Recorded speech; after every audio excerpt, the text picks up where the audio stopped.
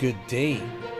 Here are the stories for the Manila Times for Thursday, March 18, 2021. The Department of Agriculture will investigate allegations of some lawmakers that a syndicate would rake in as much as 6 billion pesos in kickbacks from the allocation of meat import certificates under the KUWTT Minimum Access Volume Scheme. Agriculture Secretary William Dar said a special committee headed by the department's legal service chief would conduct the investigation. On Monday, Senator Panfilo Lacson alleged that a syndicate in the DA that imposes tongpats or padded costs on pork imports could get as much as 6 billion pesos or an extra 5 to 7 pesos per kilo of imported pork. Foreign visitors and Filipinos who are not overseas workers will not be allowed to enter the country beginning March 20 as the nation recalibrates its quarantine protocols following a surge in COVID-19 cases and the detection of new variants. Foreign visitors and visiting overseas Filipinos who are not classified as overseas Filipino workers will be barred, a memorandum signed by Defense Secretary Delfin Lorenzana as chairman of the National Task Force Against COVID-19 said. The travel restriction will take effect until April 19. Inbound international passengers will also be limited to only 1,500 per day. At least 1 million doses of COVAXIN, the COVID-19 vaccine made by India's Bharat Biotech, will arrive in the country starting April, Presidential Advisor for Entrepreneurship Jose Maria Concepcion III said on Wednesday. Concepcion said Covovax will boost the country's vaccination program and is an addition to the doses from AstraZeneca, Moderna, and Novavax. A Filipino healthcare worker who had been inoculated against COVID-19 died due to complications, but authorities were quick to emphasize that the vaccine did not cause the death. In a statement, the Department of Health and the Food and Drug Administration said the unidentified healthcare worker died due to complications from the disease. Vaccine czar Carlito Galvez Jr. said on Wednesday the Philippines was negotiating with the Serum Institute of India Private Limited or SII to establish a long-term cooperation for the country's plan to manufacture its own COVID-19 vaccines. Galvez bared that one of the Duterte administration's goals would be for the Philippines to develop its own vaccines, a capability the country had in 1938. Over 100,000 healthcare workers might lose their jobs if 15 strategically important companies or SICs fold up because of the pandemic, the Land Bank of the Philippines warned on Wednesday.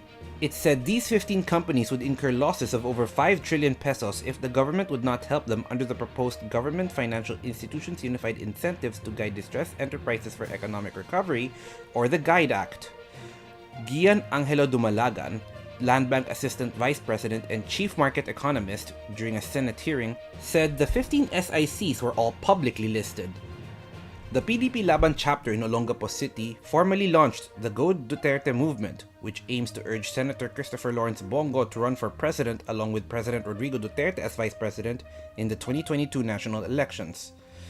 The party's local president, Michael Macapagal, believes the continuing programs of the current administration is foremost and needs the Duterte leadership if they want to win the war against poverty in the face of the COVID-19 pandemic.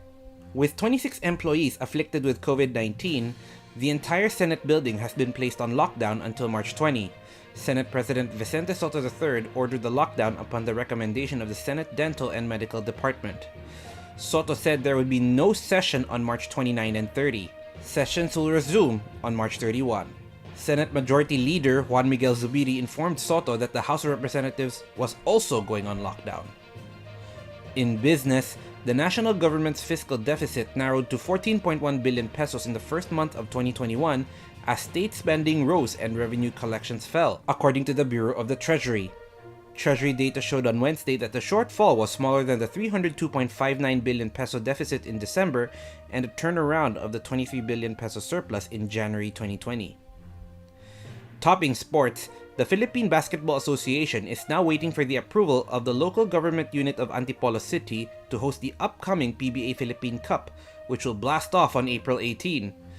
Asia's first pro league has pushed back the opening to 1 week as it changes venue in Antipolo City with the Inares Center as the prospective venue for the semi-bubble tournament setup. PBA Commissioner Willie Marshall said they have already reached out to officials of Antipolo City. Yen Macabenta, Ramon Tulfo, and architect Felino Palafox Jr. are today's front page columnists. Macabenta talks about the Filipino-centric view on the 500th anniversary of the circumnavigation of the world, Tulfo wants to give Philippine National Police Chief Debold Sinas a break amid his COVID-19 positive result, while architect Palafox discusses Spanish colonial architecture. Today's editorial calls on the Department of Budget and Management to explain why nurses are being demoted in terms of their salary grade. Read the full version on the paper's opinion section or listen to the voice of the Times. For more news and information, get a copy of the Manila Times on print, subscribe to its digital edition, or log on to www.manilatimes.net. Follow us on Twitter, Facebook, or Instagram, and keep up with the Times. With the Fort Villa Seran, this is Arik John Seco reporting. May you have a safe Thursday ahead.